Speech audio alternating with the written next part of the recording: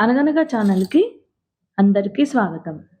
పిల్లలు, ఇప్పుడు మనం చందమామ కథల నుంచి 'ఎక్కడ వేసిన గొంగళి అక్కడే' అనే ఒక కథను వినేద్దాం.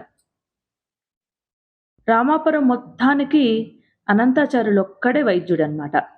ఆయన వారం రోజుల క్రితం ఒక గ్రామం వెళ్ళి తిరిగొస్తూనే కరణం గారి మనుషులు తన కోసం ఎదురు చూస్తూ ఉండడం చూస్తాడు.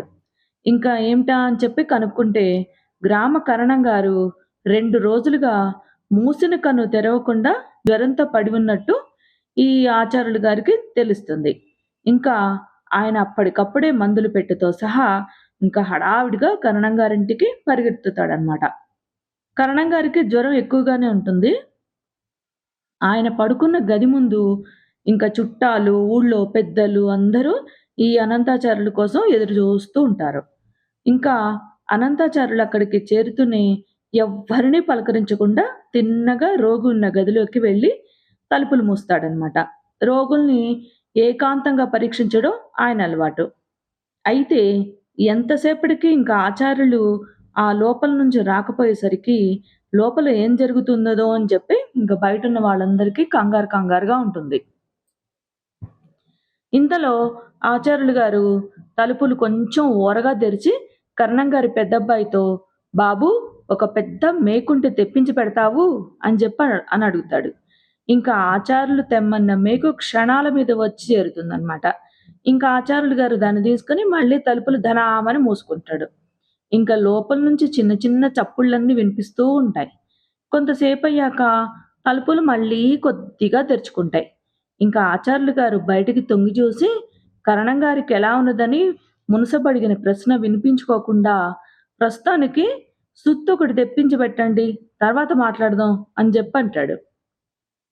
మళ్ళీ సుత్తి తీసుకొని ఇస్తారనమాట ఈ ఆచార్యులు గారికి. ఇంకా దాన్ని తీసుకొని ఆచార్యులు మళ్ళీ తలుపులు ధడాల్మని మూస్తాడు. ఈసారి గదిలో నుంచి పెద్ద పెద్ద చప్పుళ్ళు వినిపిస్తూ ఉంటాయి. కొంచెం సేపటికి తలుపులు మళ్ళీ కొద్దిగా తెరుచుకుంటాయి. ఇంకా కరణం గారి తమ్ముడు ఆదుర్దాగా ఆచార్యులు గారిని, "అన్నయ్యకెలా ఉంది?" అని అడుగుతాడు. అడగంగానే, "ఆ సంగతి తర్వాత చెప్తాను. ముందు పెద్ద గుణపం ఒకటి వెంటనే గావాలి" అని జెప్పంటారు ఆచార్యులు గారు. ఇంకా ఎవరో గుణపం గూడా తెచ్చి ఈ అనంతాచార్యులకి అందిస్తారు. దాన్ని తీసుకొని అతను మళ్ళీ తలుపులు ధనామని మూసుకుంటాడు. ఈసారి బయట వేచి ఉన్న వాళ్లకు గదిలో నుంచి చాలా ధన ధన భడేల్ భడేల్ ధడా ధనామని పెద్ద పెద్ద చప్పుళ్ళు వినిపిస్తుంటాయి. లోపల వైద్యుడు ఏం చేస్తున్నది బయట వాళ్లకు కొంచెం కూడా అర్థం కాదనమాట. ఇంకా వాళ్ళ కంగారు మరింత ఎక్కువైపోతుంది. ఇంకా కొంతమంది ఇంకిట్లా కాదు, లాభం లేదు, ఏం వైద్యం జరుగుతుందో, ఇలాంటి వైద్యం ఎప్పుడూ కని విని ఎరగలేదు అని చెప్పి అనుకోని ఇంకా కొంతమంది ఏం చేస్తారంటే తలుపుల మీద ధన ధనమని బాదుతారనమాట. ఇంకా ఆచార్యులు గారిని బయటికి రమ్మని చెప్పి ఇంక గొడవ గొడవ చేస్తుంటారు. లోపల నుంచి ఉలుకు లేదు, పలుకు లేదు, సమాధానం లేదు. చప్పుళ్ళేమో ఆగకుండా వినిపిస్తూనే ఉంటాయి. ఇంక లాభం లేదు.